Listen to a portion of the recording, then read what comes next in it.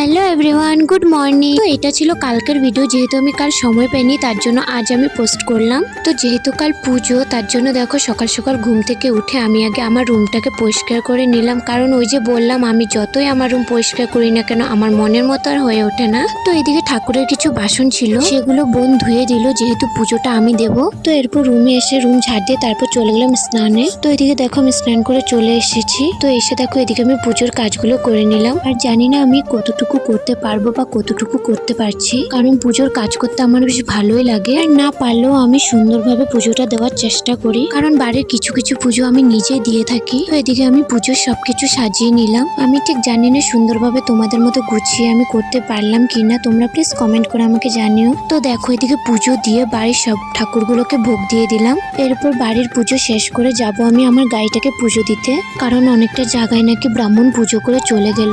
তো দেখো এদিকে আমার পুজো পুরো হয়ে গেছে।